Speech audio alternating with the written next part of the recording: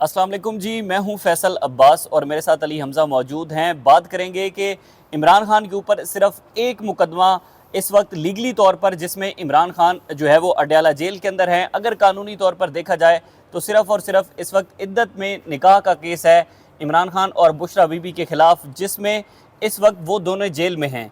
इस केस के अलावा कानूनी तौर पर कोई और केस इमरान खान के ऊपर नहीं है जिसके बिहाफ पर इमरान खान को जेल के अंदर रखा जाए। इद्दत में निकाह केस में बड़ी अहम पेशरफ्त उस वक्त हुई थी जब इस्लामाबाद हाई कोर्ट के जस्टिस मियां गुल हसन औरंगज़ेब ने अपना ऑर्डर जारी किया था, और वो ऑर्डर ये था कि 7 दिन के अंदर जज अफजल मजोका, जो कि एक इद्दत निकाह केस एक नए जज को मुंतकिल किया गया था, उन्होंने 7 रोज़ के अंदर सज़ा मुअत्तली पर फैसला सुनाना है। और फिर उसके बाद जो मरकज़ी अपील है, मरकज़ी अपील पर उन्होंने 1 माह के अंदर फैसला सुनाना है। अब अगर देखा जाए तो वो 7 रोज़ जाकर बनते हैं 27 को हमजा मेरे ख्याल में बनते हैं, और 27 को जज अफजल मजोका ने अपना सज़ा मुअत्तली पर फैसला सुनाना है। बहुत ही इंपॉर्टेंट है। आज बड़ी अहम तरीन समाअत हुई है इस्लामाबाद की मकामी अदालत में, जज अफजल मजोका ने की है, और उस पर जो सलमान अकरम राजा हैं, इमरान खान साहब के वकील, उन्होंने बड़े तवील तरीन दलाइल दिए हैं। Basically crux of the hearings पर अगर हम बात करें हमजा साहब, तो क्या पेशरफ्त थी आज? इसमें बस एक थोड़ा सा with all due respect correction है करूँगा। जो उन्होंने 10 दिन का टाइम दिया था 10 दिन का, ठीक उसके है। ऊपर सस्पेंशन ऑफ सेंटेंस पे हाँ, अंडर 426 जो एप्लीकेशन फाइल की हुई है, और जो पूरा अपील है उसको 1 महीने में डिसाइड करने का कहा है। तो 27 तारीख तक 10 दिन वो वाले पूरे हो जाएंगे, हाँ। और 13 जुलाई से पहले पहले जो है गालबन 12 जुलाई को जो है वो 1 महीना पूरा हो जाएगा। तो आज जो थी आज जब समाअत का आगाज़ हुआ, तो जिस तरह पहले उन्होंने एक बताया था अदालत में आके खावर मानिका साहब ने कि मैं अपना लॉयर चेंज करना चाह रहा हूँ, क्योंकि जो राजा रिजवान अब्बासी हैं उनकी ऑलरेडी प्रायर कमिटमेंट बहुत ज़्यादा है और वो बड़े अच्छे वकील हैं, मगर वो काफ़ी बिजी हैं। मगर उसके बाद हमने देखा कि इस्लामाबाद हाई कोर्ट के अंदर जब ये जस्टिस मियां गुल हसन औरंगज़ेब की अदालत में आया तो वो राजा रिजवान अब्बासी ही आए थे। तो उम्मीद ये की जा रही थी कि यही जो है वो लोकल कोर्ट के अंदर भी केस यही करेंगे। मगर आज एक नए वकील आए, एडवोकेट जाहिद आसिफ चौधरी, और उन्होंने आकर वहाँ पे कहा कि उन्होंने मुझे नया वकील अपना अपॉइंट कर लिया है, हाँ। मगर मेरे पास अभी वकालतनामा नहीं है, तो आज मैं जो है वो आर्गूमेंट्स नहीं दे सकता। तो अच्छा। अभी मेरे पास केस की फाइल भी नहीं आई और मैंने केस देखा भी नहीं है। तो वहाँ पे जो जज मजोका है उन्होंने कहा कि आप जो है वो अपना वकालतनामा आज ही जमा करवाएं, और उसके बाद क्योंकि दरखास्त गुजार खुद नहीं थे तो एक पावर ऑफ अटॉर्नी की ज़रूरत होती है, तो उन्होंने कहा वो पावर ऑफ अटॉर्नी भी आप बेशक व्हाट्सएप के ऊपर मंगवाएं, क्योंकि मेरे पास टाइम कंस्ट्रेंट है और मैंने इस टाइम के अंदर इस केस को जो है वो डिसाइड करना है। तो खैर उन्होंने फिर अपना जो है वो ड्यूरिंग जो है वो समाअत के अंदर ही उन्होंने अपना वकालतनामा भी पेश किया, और पावर ऑफ अटॉर्नी जो है वो भी कहा कि मैं जमा करवा दूंगा, मगर दलाइल उन्होंने नहीं दिए। तो इस मौके पर जो सलमान अकरम राजा साहब हैं, जो इमरान खान साहब के वकील हैं, वो मौजूद थे, उस्मान रियाज गिल मौजूद थे।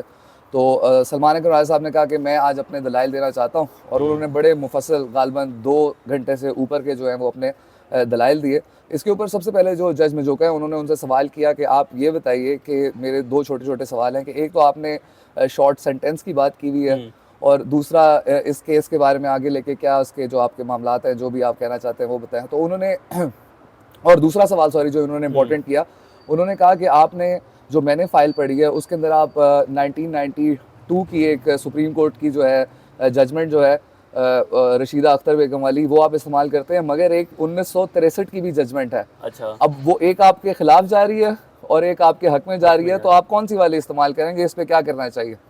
तो इसके ऊपर सलमान अकरम राजा साहब जो हैं उन्होंने जवाब दिया। उन्होंने कहा कि 1963 वाली जो जजमेंट थी, हाँ। वो जजमेंट जो थी उसके बाद वो उसकी वैल्यू इसलिए नहीं है क्योंकि उस टाइम यूनिफाइड सुप्रीम कोर्ट थी, एक ही सुप्रीम कोर्ट थी, हाँ। उसके बाद नया कॉन्स्टिट्यूशन बना, नया आइन बना, नया लॉ बना, और उस लॉ के बाद जो 1985 के अंदर जब ये शरीयत कोर्ट्स आई और शरीयत अपीलेट कोर्ट जो आई, उसका जो फैसला है जो 93 वाला है वो माना जाएगा। अच्छा। क्योंकि सुप्रीम कोर्ट से ऊपर फिर शरीयत कोर्ट आ गई, और शरिया कोर्ट के बाद जो उसकी अपीलेट कोर्ट थी जिसमें जजेस की तादाद गालबन 3 या 5 थी, तो उन्होंने कहा वो वाला फैसला माना जाएगा, 63 वाला फैसला नहीं माना जाएगा। इसके ऊपर उन्होंने जज मजोका को जो है वो काफ़ी सेटिस्फाई भी कर दिया, और वो इस बात के ऊपर एग्री हो गए। और जो उसके बाद फिर ये हुआ कि समाअत का आगाज़ हुआ, और उन्होंने फिर बताना शुरू हुआ कि किस तरह ये केस बनाया गया और किस तरह ये केस चला। और आज तो बल्कि जब उन्होंने कहा कि 2 दिन के अंदर अंदर जो ट्रायल कोर्ट है उसके अंदर ये केस डिसाइड हुआ था, और 2 दिन के अंदर अंदर ये केस उन्होंने जो जज कुदरतुल्लाह उन्होंने डिसाइड किया था। तो जो अफजल मजूका थे उन्होंने बड़ा हैरानी का इजहार किया कि 2 दिन के अंदर हो गया था। मैंने कहा जी 2 दिन के अंदर हो गया मेरे था। ख्याल में अफजल मजूका साहब को पता भी होगा कि 2 दिन के अंदर हो गया, तो हैरानगी तो फिर बनती थी। काफी प्रिपेयर होकर आए हुए थे, कह रहे थे अच्छा। मैंने फाइल भी पढ़ी हुई है, सारे मामलात मैंने देखे हुए हैं कि इसके अंदर क्या है क्या नहीं है।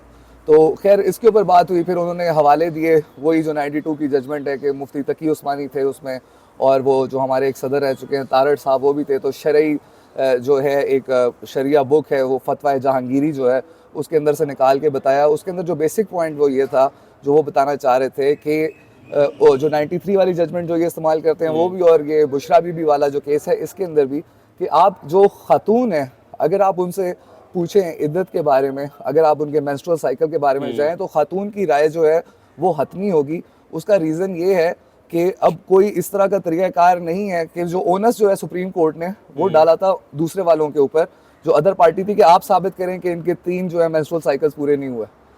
यानी अगर ये खातून कह रही है, क्योंकि ये बड़ा प्राइवेट मैटर है और बहुत ही यानी कि आपको हमारे सोसाइटी का भी पता है, तो उन्होंने कहा ये जो है ये उन्हीं को प्रूव करना पड़ेगा दूसरी साइड को, और दूसरी साइड तो प्रूव कर नहीं सकती। इसके ऊपर सलमान के राजा साहब ने कहा इसका तो एक तरीका फिर यही बन सकता है कि उनको हॉस्पिटल में एडमिट करवाया जाए और वहाँ पे एक नर्स रखी जाए और वो उनका पूरा जो है वो स्केड्यूल वगैरह रोज का रोज मॉनिटर करे, विच इज़ नॉट पॉसिबल। तो उसके ऊपर जो है औरत की राय जो है वो हतमी होगी कि उसका ये जो इद्दत का जो ये वाला मामला है उसके अंदर जो है मामला उसका टाइम जो है वो टाइम फ्रेम पूरा हो गया हुआ है। दूसरी उसके अंदर बात की उन्होंने कहा इस्लाम ने एक और जगह पे भी एक बात जो 90 डेज का एक और भी कहता है, वो इस वजह से कहता है कि अगर किसी का हस्बैंड फौत हो जाता है तो उसके घर वाले ये कह देते हैं कि इसने तो बंदा जो मरा है इसने बीवी को तलाक दे दी थी ताकि विरासत के अंदर इसको हिस्सा ना देना पड़े। तो उन्होंने कहा कि इस्लाम दोनों साइड से खातून को ही प्रोटेक्ट कर रहा है। वहाँ पे उन्होंने एक हदीस भी सुनाई कि हजूर सल्लल्लाहु अलैहि वसल्लम के पास कोई खातून आई और वो कोई पर्सनल बात करना चाह रही थी तो उन्होंने मुंह मोड़ लिया। यानी कि वो जो शरिया लॉज वगैरह हैं उनकी सारी बातें जो थी उनकी मुफस्सल उन्होंने आर्गूमेंट्स दिए और उनको डिटेल के अंदर बताया। उसके बाद फिर वो फर्दर आगे जाके उन्होंने बताया कि ट्रायल के अंदर ओन चौधरी का कंडक्ट बताया, मुफ्ती सईद के बारे में बताया। वो तो कहते हैं कि मुफ्ती सईद को मैं मुफ्ती कहना भी नहीं चाहता क्योंकि ये एक झूठा शख्स है। उससे पहले जब उन्होंने झूठा शख्स उनको कहा खावर मानिका साहब को, तो जो उनके जो आज वकील नए आए हुए थे जिनके पास वकालतनामा भी नहीं था, उन्होंने कहा कि आप ये इस तरह की ज़बान उनके लिए इस्तेमाल ना करें, उनको झूठा ना बोलें क्योंकि उनको किसी अदालत ने अभी तक झूठा डिक्लेयर नहीं किया। अच्छा। तो उसके बाद थोड़ा हंसते हुए सलमान अकबर राय साहब ने कहा अब ये झूठ के ऊपर नाराज़ हो रहे हैं तो मुझे कोई फैंसी सा अरबिक में या फारसी में कोई वर्ड निकालना पड़ेगा जो इनको बुरा ना लगे। तो खैर ये इस तरह के मामला भी हुए। फिर मुफ्ती सईद के बारे में उन्होंने वीडियोस चली मुफ्ती सईद की, वो आपको याद होगा ट्रायल कोर्ट में वहाँ भी चली थी, तो आज अदालत में दोबारा चलाएगी। एक मुफ्ती सईद की वीडियो चलाएगी, फिर खावर मानिका की चलाएगी जिसमें वो कह रहे हैं कि जो मेरी वाइफ है वो मोस्ट पायस लेडी है, बहुत ही वो बेसिकली जो उन्होंने जियो न्यूज़ पर शाहजेब खानज़ादा को इंटरव्यू दिया था उसमें उन्होंने ये बात एडमिट की थी कि बुशरा बीबी जो है वो बहुत ही बापर्दा खातून है और मुत्तकी और परहेजगार मेरी साबका अहलिया का वर्ड उन्होंने यूज़ किया था। मगर फिर क्या हुआ कि ट्रायल कोर्ट के अंदर वो उस अपने इंटरव्यू से ही मुकर गए। उन्होंने ये माना कि ये मेरा इंटरव्यूअर मैं नहीं दिया हुआ, उसको फेक उन्होंने नहीं करार दिया। मगर कहते हैं कि ट्रायल कोर्ट में आए कहते हैं कि साबका मैंने उस टाइम नहीं कहा था, उस टाइम वो मेरी शादी के अंदर थी। यानी कि साबका नहीं हुई थी वहीं पे। और वो उस दिन मज़े की बात है कि जब ये ट्रायल कोर्ट के अंदर ये मामला चला जिस दिन जज कुदरतुल्लाह साहब की अदालत में, उस दिन मैं था वहाँ पे कुदरतुल्लाह साहब की अदालत में अडयाला जेल के अंदर, तो वहाँ पर बड़ी हंगामा खेज समाअत हुई थी। वहाँ पर जो ये हैं अपना खबर मनिका साहब, इन्होंने कहा था कि वो जो इंटरव्यू है ना उसकी जो वर्डिंग है ना वो इन्होंने चेंज करके जो है वो यहाँ पे दी है। बेसिकली मैंने ये नहीं कहा था बुशरा बीबी, हालांकि ये इंटरव्यू मौजूद है, उसकी वीडियोस यूट्यूब के ऊपर मौजूद है। फिर रात को आकर हम सब ने वो ट्वीट्स भी की कि ये खबर मनिका साहब ने ये कहा था, लेकिन अब ट्रायल कोर्ट के अंदर वो मुकर रहे हैं। तो ये अब देखें खबर मनिका का जो किरदार है ना वो सबके सामने आया है। अब ट्रायल कोर्ट के अंदर क्या हुआ उस दिन ये हुआ कि खबर मनिका आकर इमरान खान की जो बहनें हैं उनको कहते हैं कि मैं उसका आई विटनेस हूँ।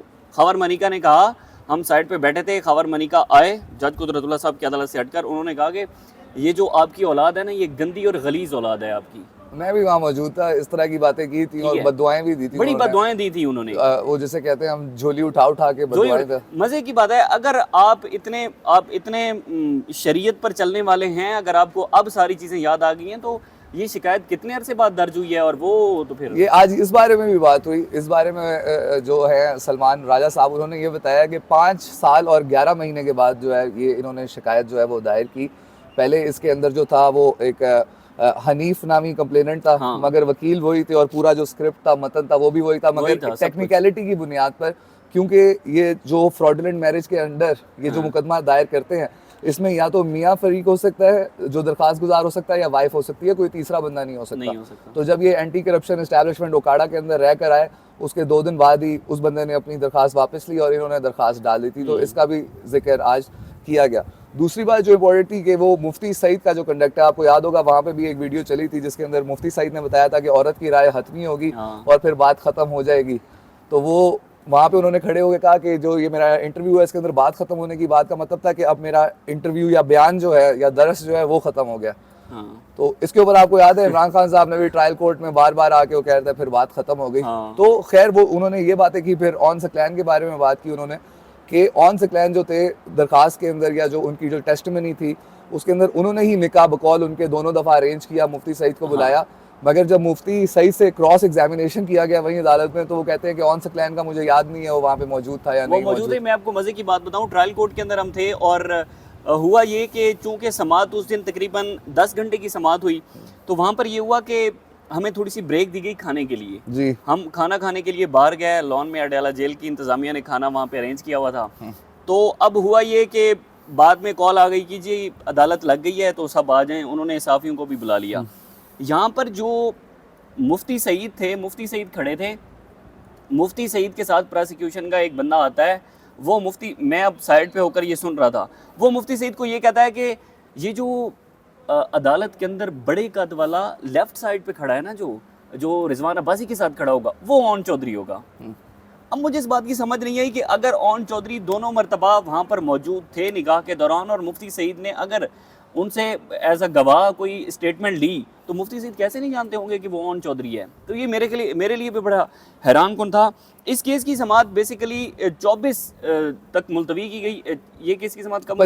25 को मरकजी अपील है, ट्यूसडे तक एडजर्न कर दी गई है। ठीक है। जज साहब ने अपने ऑर्डर में ये लिखवाया कि उस दिन ये जो नए जो है जाहिद आसिफ साहब जो हैं ये अपने दलाइल देंगे और उस दिन जो है मैं इस केस को यानी कि डिसाइड करूंगा। 27 तक इवन दो टाइम है, मगर इस केस को डिसाइड करेंगे हम, उसी दिन इनके फाइनल आर्गूमेंट्स लिए जाएंगे। और दूसरी बात जो उन्होंने की है कि अगर कोई ना आया तो गैर मौजूदगी के अंदर भी जो है मैं केस जो है उसकी वो जजमेंट दे दूंगा। वो जजमेंट तो ज़ाहिर देनी पड़ेगी, अब हाई कोर्ट का इसके ऊपर ऑर्डर है। तो बहरहाल मज़ीद इससे जुड़ी जो भी तफसीलात होंगी आपके साथ शेयर करते रहेंगे। हम दोनों को इजाज़त दीजिए। अल्लाह हाफ़िज़।